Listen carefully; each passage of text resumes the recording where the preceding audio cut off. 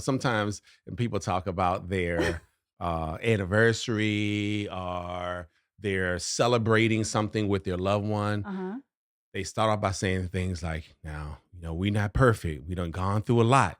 There's been And a lot of ups and it's been a downs. lot of, You know what? That people do that when they do that drives us crazy. We try not to laugh, but we Yeah. go to like weddings, and when people give a toast, they're like, "Yeah, I mean, I know y'all love each other. It's gonna be hard." I'm like, "That's not a toast." People do it all the time, and we're like, "No, don't say that. Don't say that." Right. They're like, "Yeah, it's gonna be some trials and some barbed wires." But hopefully y'all will make it. I'm like, this is supposed to be. Then the bride and groom are sitting there it's like, obvious as a person, you deal with life, right? As an individual, you're going to deal with stuff. Of course. When you bring someone else into your space, Mm-hmm. now they're going to deal with their own individual stuff. You're going to deal with your own individual stuff. And you guys are going to both, as you walk through life together, going to deal with your collective stuff. Absolutely. So that's obvious. But who needs someone to say, now, there's going to be a lot of pitfalls out there now. You change your voice like that. Because I feel like that's how you say it. Now you know what's going to happen now. They call it 7 years. You get that 7-year itch now. Okay, now you need to stay. Seriously? If you're a go-getter, faith-driven, and family-focused, and need to break through to your next level, this is the podcast for you. Your self-talk can reshape every area of your life. It's time to dream and think big. Welcome to the Self-Talk Experience with Darnell and Tracy Self. It's time to elevate, baby. Let's get into the show. Hey guys, welcome back. You are here with us at the Self-Talk Experience. Hey babe. Hey, what's up everybody? Welcome to another episode of the Self-Talk Experience. Glad you're here with us today. Guess what? What? By the time this episode airs, we would have celebrated our 30th anniversary. Whoa, 30 years. Not like 30 years like knowing each other, like 30 years married. That's a long time. Girl, you don't even look 30. I don't? How do I look? Do I look good for my age? Girl, I must have been pulling down them pull-ups. Oh my gosh. That is so inappropriate. Oh my gosh. Well, baby, I like your shirt. Healthy Marriage is dope. Do you really feel like that? I do. Man, D. Johns, check them out on this actual IG right here. Healthy Marriage is dope. Yes. Right? It's an IG. So go check it out. Go get your Healthy Marriage is dope gear. I have on my wifey shirt because that's my favorite thing to do is be your wifey. Okay. Look, listen. Well, let me just say this. I do know, and there's nothing against women who want to live the boss life at all. I celebrate those who like, look, I'm a straight boss. Yeah, absolutely. This one right here is like, look, I'm real good living the soft life. Like, I don't need the boss life. Give me the soft life. Literally, we walk up to a door and she will not move. She's like, I'm not putting my hand on that door. Baby, that has nothing to do with the soft life. That has something to do with being a woman who expects her man to take care of things. That's just having manners. Yeah, you can be a boss and still would like your husband to open a door for you. That's very true. And to do nice things for you. That's very true. Right? Yep, that's very true. Yep, that's very true. I could go. That's a whole nother episode. We won't go there. That's just something you should expect. Chivalry is not dead. No, you're absolutely right. Right. You're absolutely right. Yeah, but you like. But I do like the soft life. Yeah, you like the passenger life. I do. Oh yeah, passenger princess is everything. Yeah, you driving. Yeah, but the thing is, I help you. I can find where we want to go eat. I can find the nearest coffee shop. I'm very helpful. Yes, I can answer your emails and stuff for you. You can be. But you can be. Sometimes that's not your forte to find the best. I actually. Whoa. What does that mean? That means that if you're looking for a coffee shop or a restaurant, I normally find the best coffee shops for you and the best restaurants because you get a little frustrated after seeing 3. You're like, we'll just eat here. Like, no, it's the 12th one down. You didn't even get that far. But I'm trying to find what's close. You throw the baby out with the bathwater. If you say that again. That is your favorite saying. Because it makes you laugh. Okay, wait. Can you give me a compliment about being a soft life? Yes. It's supportive to me because you motivate me to want to achieve more, to want to do more, to want to be more. And I think it's hard for someone to say a person is your why, but yet you're not motivated to do more so that that person can have a better quality of life. See, this is what healthy is all about. This is what I'm talking about. I feel so good. Thanks, babe. Plus, I'm a wordsmith, so I'm pretty good with my words. Well, babe, I think that today we should just talk about a few, I don't know, tips or just a few things that may have helped us along the way these last 30 years. Shoot, how long is the episode going to be? Shoot. Hey. What? I'm just saying, we learned a lot in 30 years. Well, just a few. Let's do our highlight reel then. Right. And we're not going to do with, sometimes when people talk about their anniversary or they're celebrating something with their loved one, they start off by saying things like, now, we're not perfect. We done gone through a lot. And there's been a lot of ups and downs. There's been a lot of like, you know what? That people do that when they do that drives us crazy. We try not to laugh, but we go to like weddings, and when people give a toast, they're like, "Yeah, I mean, I know y'all love each other. It's gonna be hard." I'm like, "That's not a toast." People do it all the time, and we're like, "No, don't say that. Don't say that." Right. They're like, "Yeah, it's gonna be some trials and some barbed wires." But hopefully y'all will make it. I'm like, this is supposed to be. Then the bride and groom are sitting there. It's like, obvious as a person you deal with life, right? As an individual, you're gonna deal with stuff. Of course. When you bring someone else into your space, now they're gonna deal with their own individual stuff. You're gonna deal with your own individual stuff, and you guys are gonna both, as you walk through life together, gonna deal with your collective stuff. Absolutely. So that's obvious. But who needs someone to say, now there's gonna be a lot of pitfalls out there now. You change your voice like that. Because I feel like that's how you say it. Now you know what's gonna happen now. They call in 7 years, you get that 7-year itch now. Okay, now you need to stay. What? Seriously? Stop. This is okay. I'm sorry. I know. You brought it up. I know, but you know how I go. I can't stop. I know. Plus, Kenita Kelly's here today, so I like to make her laugh. She won't stop in the background. Oh my gosh. But no, I was thinking maybe just we could share a few things that worked for us or maybe didn't work for us. That's good. Yeah. Just a few things. Yeah. Isn't that good though when you have people in your life who are not just willing to share with you insights and tips on the success that they've had in that area of life, but also the pitfalls that they've had, so that when they come up, you're like, yep, my buddy told me about that. Right. You know what I mean? And so I don't necessarily have to go through it. Mm-hmm. Sometimes people still do. You like, stove is hot, don't touch it. The stove is hot, don't touch it. You like, but it looks so nice. Yeah. You know what I mean? So sometimes you learn from your own mistakes, but sometimes you can learn from the mistakes of others. So let's talk. Who's going to go first? You want to talk about what we've learned, like maybe some lessons? I didn't actually think we should talk about mistakes. I thought we should talk about the happy times. Well, no, I'm kidding. No, one thing that I have learned over the years that I wish I would have known sooner is to be open to not only having tough conversations, but taking criticism and reframing it. Yeah. Like I don't even call it criticism when I'm talking to you, because immediately that feels like a critique. I just say, hey, is now a good time for us to talk about maybe some feedback on, right?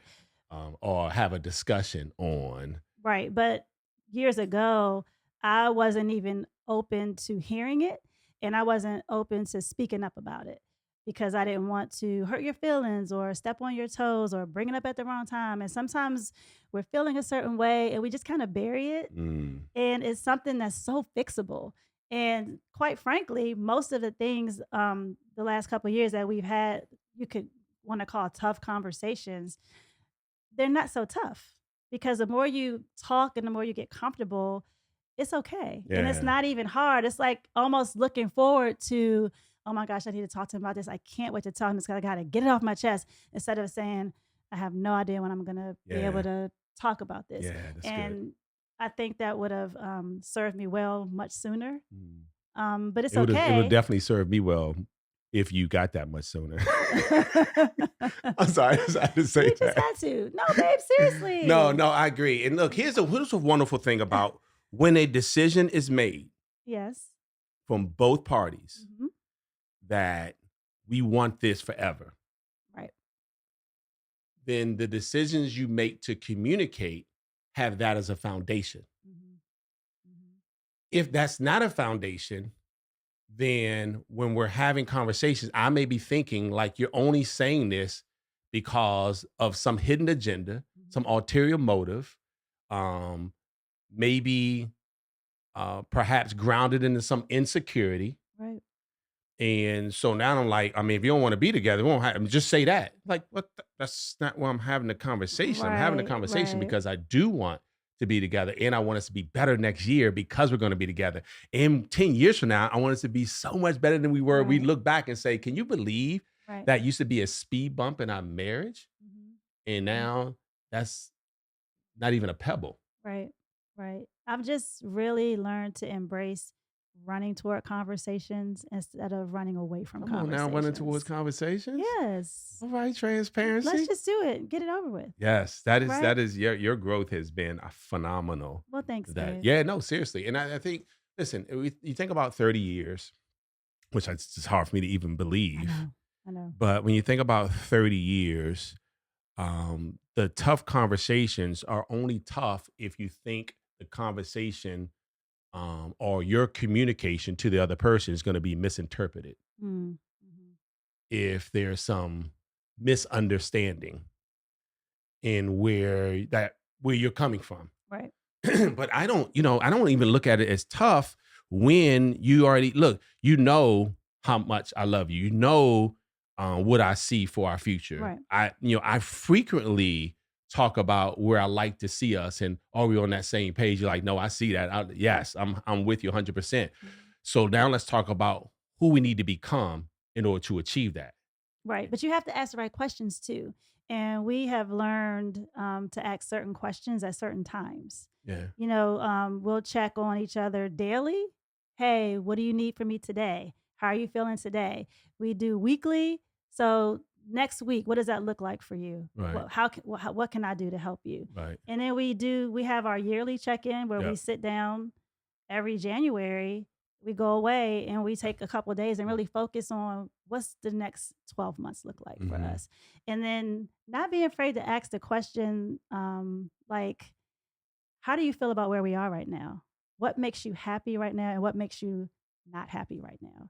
And being open to whatever that answer is. Because if it's something that is really not making you happy anymore, and it's something that makes me happy, well, then now we have to have another conversation about how can we compromise through that. Right. And you know what's so funny is, and I'm glad you say that because we have grown to that place though. Right. And we're not so static where we say, okay, we had to talk in January and we can't have it again until the next January. So even though we do a New Year's resolution, New Year's goals, New Year's, what are we willing to give up this year to go up, that whole conversation. This year, I was going to say this year, we've already had it. We've changed it several times. So many times in this. Yeah, I'm like, hey, this is actually going a little bit better than we thought. Yep. So we should accelerate that goal. Yes. Right? We should be at a faster pace. Check this out, guys, because it's a self-talk experience.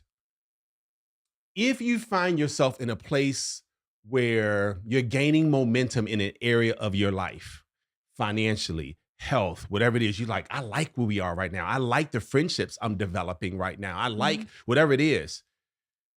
Don't take that for granted because you have to quickly become the person who will be able to maintain it, because the person who actually is generating that momentum is not the person who can sustain it. Right. Getting somewhere and sustaining that is not the same. Getting to a place where you say, you know what, I love you, let's get married. That's one person.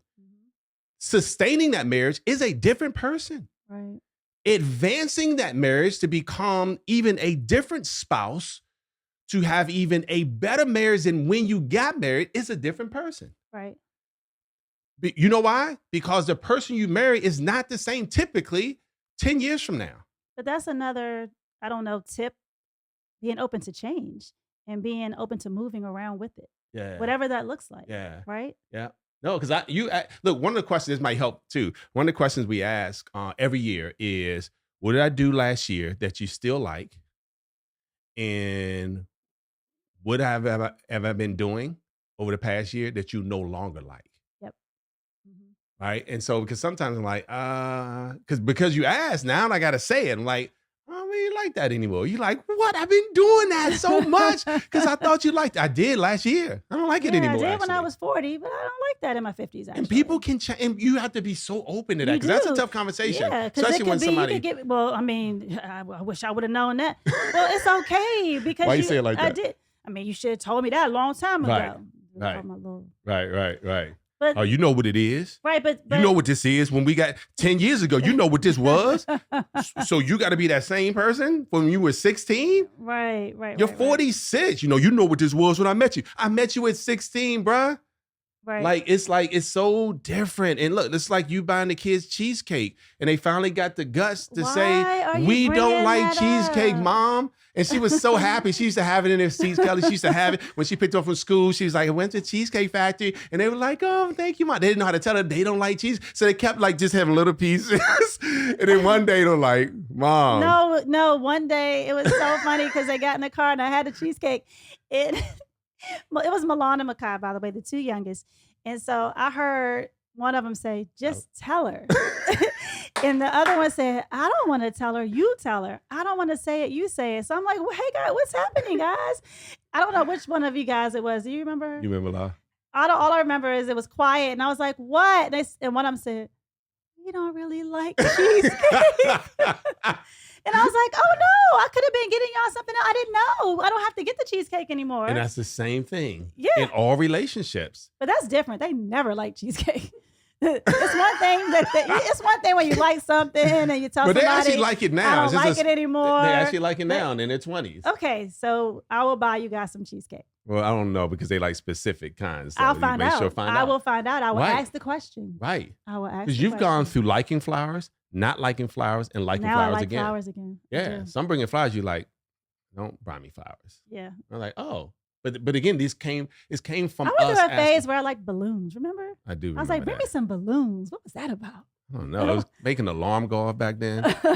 I'm like motion detectors. I'm like, what the hell, man?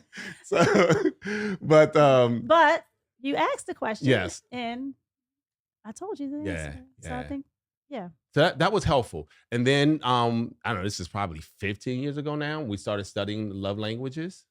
Yes. And that helped us out. That really helps us out. Knowing your spouse's love language is really good. But and this is the other thing. I think I know what you're going to say. When you know their love language, you know what to do and you know what not to do. Yes. So if you really want to trigger, just do what they don't like. I know. That's the only thing. And then when you do it, they know you're doing what they don't like. And that makes them even madder. It's a whole.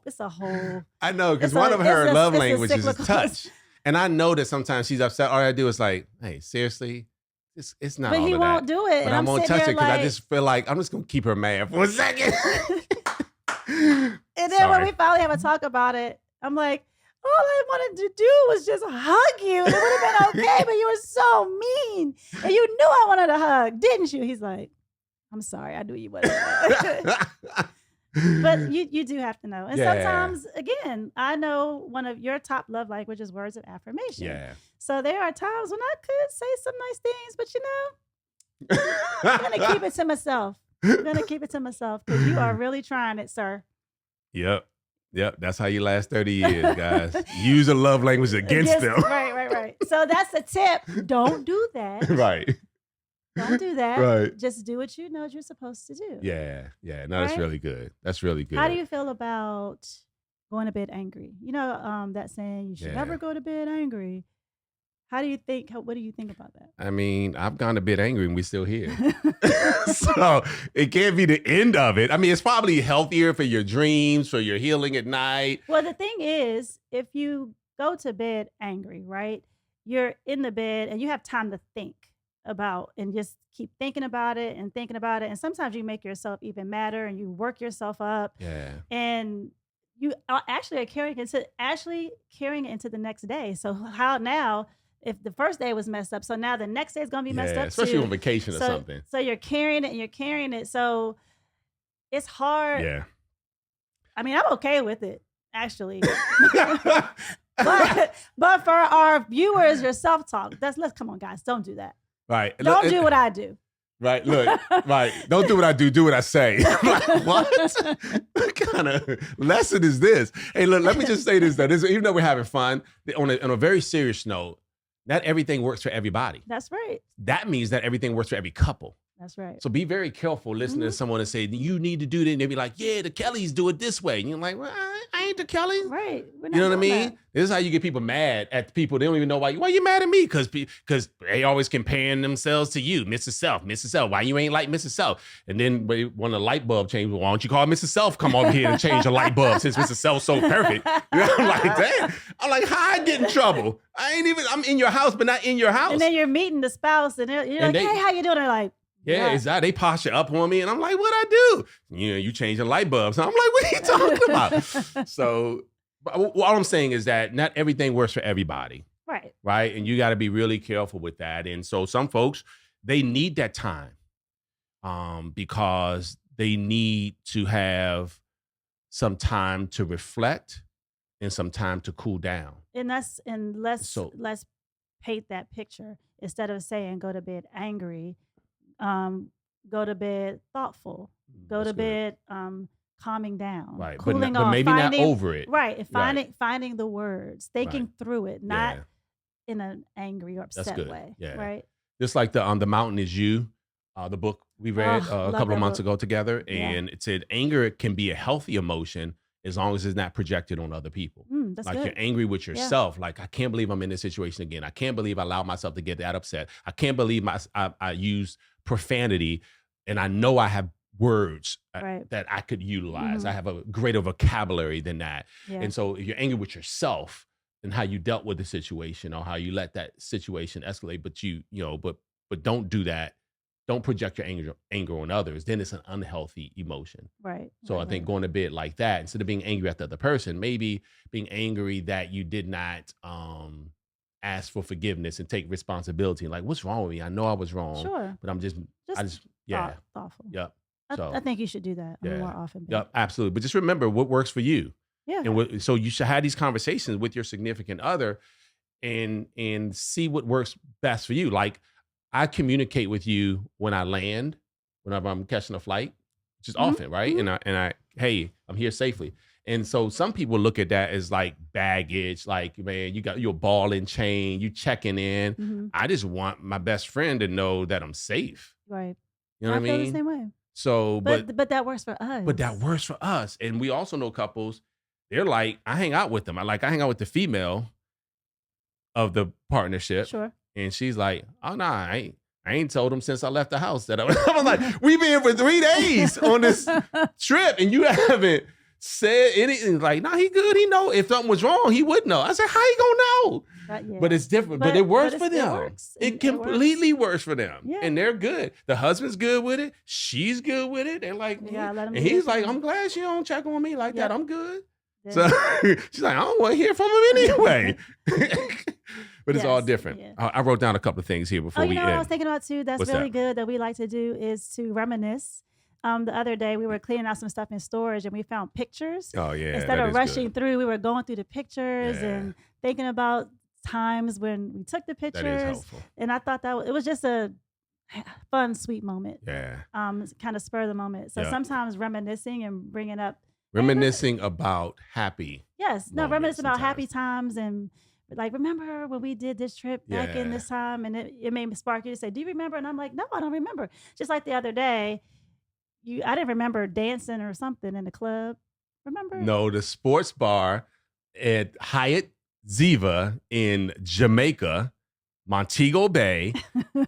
Our daughter and our niece were there. And they were like, yeah, we're going to the sports bar. I was like, I'm trying to remember the sports bar at that property. I said, send me a video. And send the video in the group text. And you were like, we've never been to that sports bar. I've never seen that sports bar. And I certainly haven't danced in that sports bar. And I said, yeah, you have receipt number 1 and send a video. He had videos on his phone of me dancing. And I was so like, cute.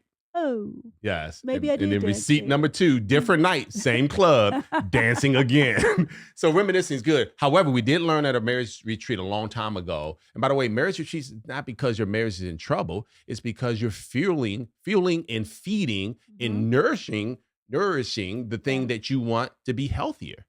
Yeah. Healthy marriage is dope.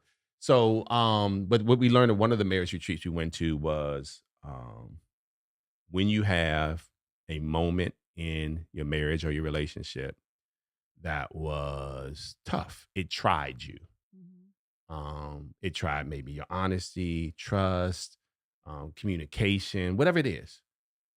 You have to talk through it because that's important, but then agree to never, ever bring it up again once you say, I'm good. Right. Like once you talk through it and like, hey, look, whether it be forgiveness, I'm going to do better at communicating. You're right. I'm quiet and I should tell you whatever it is. You can't go back and bring up that same incident. Just like 3 years ago, you didn't communicate that. Well, we said we were going to. Right. You have to allow that person some grace to say, I'm better now. If you want to continue to call them to the place where they weren't the person they currently are, they'll feel like I may as well be that person if you're going to keep calling me that person. Right? So don't label me as who I used to be when I said I'm no longer there, unless I give you reason to believe I'm still that person. Right. So we learned that at a marriage retreat. And I think that's so helpful in a marriage because, again, when you end up with hiccups in your marriage, whatever that is, and something that seemingly is so small, I've seen people separate for things that seemingly was very small, but they kept talking about the small thing until it became big. Right. Right. So, so that was helpful too, for us. Yeah. What else? Any other things before we? No, I think we're good, babe. I think I had one thing. Hold on. Oh. The last thing was little goes a long way. It does. A little goes a long way. It doesn't have to be anything big. Just the small, most thoughtful things you do sometimes mean even more than the big things. It's little small things I do. You know what I'm saying? So remember, it doesn't always have to be this huge, big act of anything. It could just be something really small. It could be a sweet text message that you usually don't send, or staying on the phone extra long. Just something small. Or if you're listening and you hear your significant other say something, and then you show up with that thing, or you take them to that restaurant, or and it could be like you could say, it could be an air freshener. I love the smell of lavender or whatever it is. And they bring home a candle. And they bring home a lavender candle. Or hey, the next spa treatment, you chose lavender oil. And you're like, how did you know that? You said that 3 weeks ago that was your favorite smell. Yeah. Seemingly small, but goes a long way. That's good, babe. All right, guys. We hope this helps you to last another 3 days in your no, I'm just kidding. 30 years and beyond. Yes. Happy anniversary, babe. Thank you. Happy anniversary. And are you gonna do the and today? No, I was just gonna say congratulations for all of those. Stealing my thunder. No. That's my claim to fame. Okay, go ahead. I'm sorry. I was gonna say congratulations to all those who have been continuing to exercise good self-talk, because like anything else, a relationship with yourself, love for someone else starts with you loving yourself, and how you love yourself can also determine how much love you have for somebody else. You can't give to someone else which you're depleted in. Right. And so I just want to say congratulations to you for continuing to love on yourself and say good things to yourself. Remember, the things you say to yourself about yourself will eventually determine what you attract and even who you attract for yourself. And if you go to bed angry, it'll be okay. See you guys. Thank you for listening to the Self-Talk Podcast with Darnell and Tracy Self. We hope you enjoyed. Be sure to rate and review this podcast on your favorite podcast listening platform. And we'll see you next time. And remember, talk good to yourself.